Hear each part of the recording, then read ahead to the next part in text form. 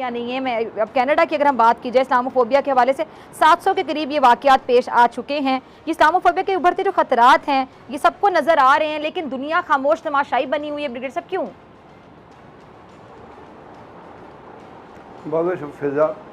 असल में पहले तो कनाडा के हवाले से मैं कहना चाहूँगा कि कनाडा की जो प्रेजेंट लीडरशिप है जस्टिन ट्रूडो की और उनके साथ जो उनकी कैबिनेट है वाक़यात वहाँ ज़रूर 700 होंगे, लेकिन जो कनाडा की इस वक्त जो लीडरशिप है वो बहुत बहुत मैं कहूँगा कंसर्न लीडरशिप है, और वो बहुत एक तरह से जो अपना मजहबी मुताबकत होती है और मजहबी इंटीग्रेशन होती है, उसके ऊपर वो बहुत ज़्यादा बातचीत करते हैं कनाडा में, और हर जो तबका है उसको सपोर्ट करते हैं। अब ये जो वाक़या हुआ है ये एक शख्स का वाक़या है जिसने अब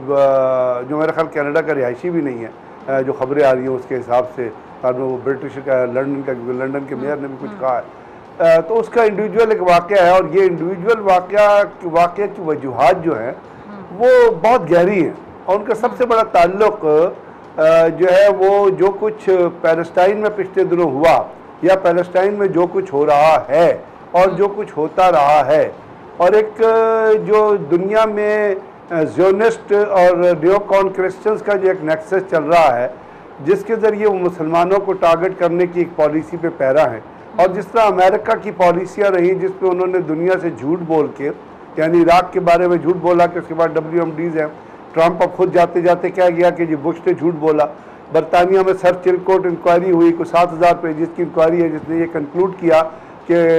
सद्दाम हुसैन के बाद वेपन ऑफ मास डिस्ट्रक्शन नहीं थे, और टोनी ब्लेयर ने झूठ बोला बरतानिया से, टोनी ब्लेयर को माफ़ी मांगनी पड़ी।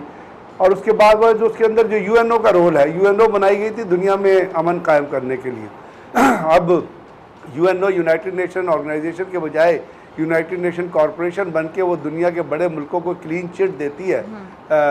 आर्टिकल पास करती है, करारदादें पास करती है कि जाओ इजाज़त है 43 मुल्कों की फ़ौज ले जाओ, जाके अफ़गानिस्तान में हमला करो क्योंकि अफ़गानिस्तान जो है वो मुसलमान मुल्क है, इराक़ पे हमला करो कि इराक़ मुसलमान मुल्क है, सीरिया को तबाह करो कि सीरिया मुसलमान मुल्क है, जैसे भी मुसलमान हैं मुख्तलिफ फ़िरक़े से वह ताल्लुक़ रखते हैं। लिबिया को तबाह करो जो एक वेलफेयर स्टेट थी, क़ज़ाफ़ी था अपने मुल्क पे रूल कर रहा था, उसके लोगों का हक़ था वो उसको रखते या न रखते, उसको तबाह बर्बाद कर दिया। तो अब ये जो चीज़ें दुनिया में लोगों को नज़र आती हैं, और उसके बाद जो अमेरिकन प्रेसिडेंट और वेस्टर्न प्रेसिडेंट कंसिस्टेंटली झूठ बोलते हैं, हिपोक्रेसी करते हैं, रियाकारी करते हैं, दुनिया से झूठ बोलते हैं, यानी इससे बड़ा कोई झूठ जो बाइडन बोल सकता है जब वो कहता है Israel has a right to defend itself. उसके जहन में जो अमेरिका का प्रेसिडेंट है जिसका अपना बेटा कैंसर से मरा है, उस शख्स के जहन में ये ख्याल नहीं आता कि जो पैलेस्टाइन में मुसलमान मर रहे हैं, जो सिर्फ अपने एक हाथ में पत्थर उठाते हैं और एक हाथ में उन्होंने बच्चों ने दूध की बोतल पकड़ी होती है, और जिनके आप मकानों को तबाह कर रहे हैं जिनको आप यहूदियत के ऊपर मार रहे हैं, जिनके खिलाफ आप हॉलोकॉस्ट कर रहे हैं, यानी इजराइल हिटलर के खिलाफ हॉलोकॉस्ट करके दुनिया की जो वो है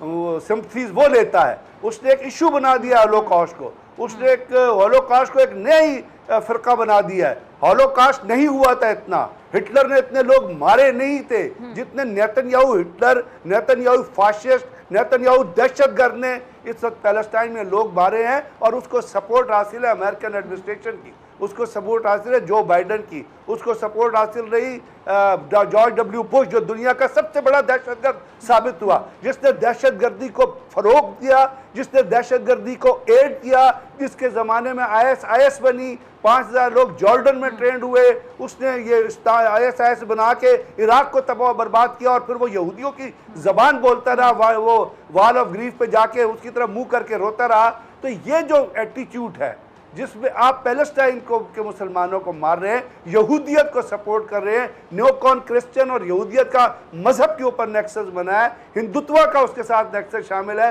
कल उत्तर प्रदेश में एक मस्जिद के अंदर हिंदू बलवाइयों ने गुल पे नमाज पढ़ते हुए मारा, मुसलमानों के ऊपर हमला किया, जिस तरह मस्जिद अक्सा में नमाज पढ़ते हुए यहूदी फौजियों ने, ज़ियोनिस्ट फौजियों ने, दहशतगर्द फौजियों ने, मक्कार फौजियों ने, एक जालिम और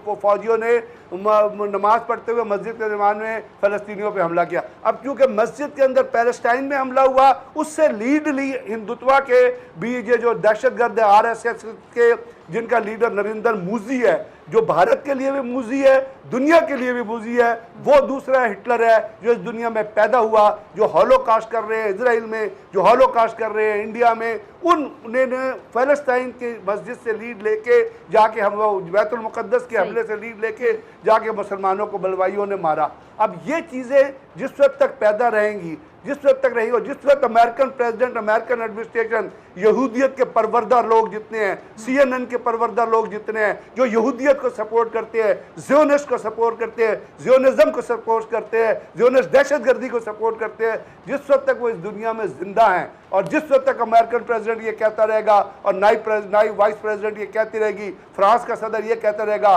जर्मनी हिटलर जर्मनी जो जहाँ पे हिटलर रहा, अब वो यहूदियों को हथियार देता रहेगा, उससे फ़लस्तीनियों को ये शहीद करते रहेंगे, इंडिया के अंदर बलवाई जो है ये RSS के दहशतगर्द मुसलमानों पे जुल्म करते रहेंगे, उस वक्त तक आप इस किस्म की लीड को, इस किस्म के वाक़यात को कंट्रोल नहीं कर सकते। इस किस्म के वाक़यात इसलिए इमरान खान ने UNO में खड़ा होकर इस्लामोफोबिया का जो है इशू उठाया था, और उसका रिजल्ट आज आपको नज़र आ रहा है कि वो शख्स जिसने मारा है, एक 3 जनरेशंस थी, एक ग्रैंडफादर थे, एक मदर थी, एक 15 साल की बच्ची थी, एक 9 साल का बच्चा था, वो कहता है कि जी मैंने इसलिए मारा कि वो मुसलमान है।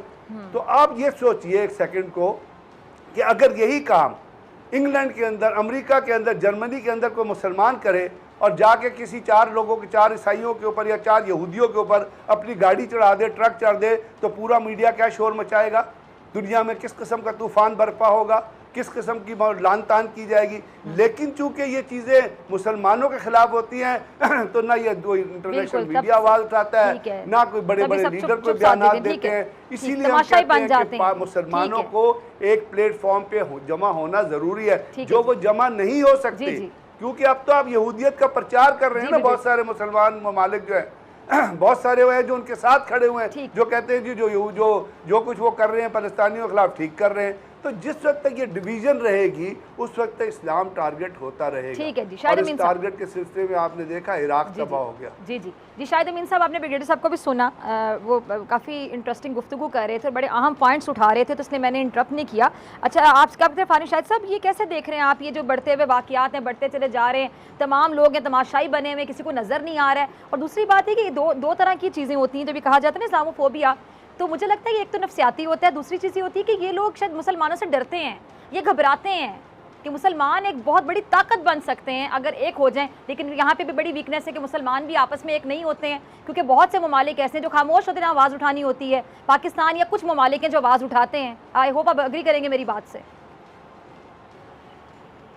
एक बड़ा संजीदा मसला है, इस पर संजीदगी से बात करने की जरूरत है। जज्बात में बह के सिर्फ अपनी दिल की भड़ास निकालने से कुछ हासिल नहीं होगा। नंबर 1 बात यह है कि जो कुछ वाक़या हुआ कनाडा में इंतहाई काबिल मज़म्मत है, शर्मनाक है। कनाडा को उसने बेइज्जत, दुनिया में सारी दुनिया में उसको बेइज्जत कर दिया है। कनाडा का बड़ा अच्छा नाम था। कनाडा के वज़ीर आज़म खासतौर पर बड़े अच्छे शख्सियत के आदमी हैं। मुसलमानों के बारे में भी उनकी बड़ी अच्छी पॉलिसी रही है। मस्जिदों में जाते हैं, बल्कि नमाजों में भी शामिल होते हैं और क्या क्या नहीं करते। उन्होंने इस वाक़े की बड़ी शदीद मज़म्मत की है और उम्मीद है कि अब वो इस सिलसिले में कोई ज़्यादा वाज़ेह इक़दाम उठाएंगे। यकीनन जिस आदमी ने ये कत्ल किया है, जो टेररिज्म का वाक़या है, ग्रोस टेररिज्म है, बिल्कुल काबिल मज़म्मत, इंतहाई शर्मनाक है, इंसानियत सोच का काम है। उस आदमी को तो गिरफ्तार कर लिया गया है और मैं समझता हूँ उसके ऊपर जो है मुकदमा चलेगा और टेररिज्म का मुकदमा चलना चाहिए। उसको जो सज़ा है, मौत की सज़ा है, जो भी इंतहाई सज़ा है वहाँ पे। तो ये तो वाकई अपने तौर पे एक लिहाज से डन अंडर जुडिशल जो भी सिस्टम है उनका हो जाएगा। लेकिन बड़ा मसला और है। बड़ा मसला ये है कि ये ज़हनियत किस फ़ॉर्म की है, जिसको आप इस्लामोफोबिया कहते हैं, इस ज़हनियत को किस तरीके से ख़त्म करें। ख़त्म करना कोई आसान काम नहीं है। सिर्फ ये कि हुकूमत जो है या प्राइम मिनिस्टर ट्रूडो जो है इस बारे में कोई हुक्म दे दें तो ये मामला ख़त्म हो जाएगा, वो ख़त्म नहीं होने वाला। ज़हनियत की जो होती है उसको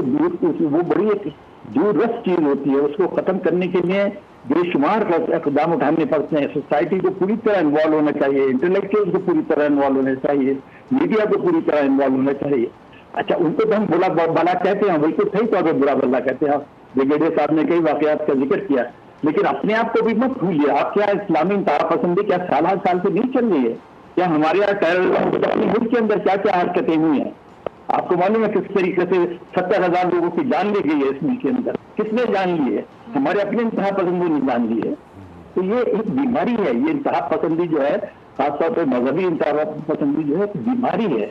और इसको दूर करने के लिए यकीनन इक़दाम उठाने चाहिए। लेकिन ये समझना कि किसी हुकूमत का एक हुक्म देने से ये मामला खत्म हो जाएगा, वो गलत फहमी है। तो इसलिए मेरे ख्याल में इस मामले पे गौर करने के लिए यकीनन यूनाइटेड नेशन एक इदारा है, हमारे प्राइम मिनिस्टर ने इस सिलसिले में बड़ा, मैं समझता हूँ, अच्छा पॉलिसी अख्तियार की है। वक्त मंत्रियों को ललकारा है कि भाई आप इस बारे में कोई वाज़ेह कदम उठाइए, ये इंतहा पसंदी का सिलसिला खत्म करने के लिए सवाल कदम उठाइए। अब ये इंतहा पसंदी वो है, उसके अंदर आपको मालूम है कि इस्लाम दुश्मनी एक फैक्टर है, उसमें नस्ली तासुब एक फैक्टर है,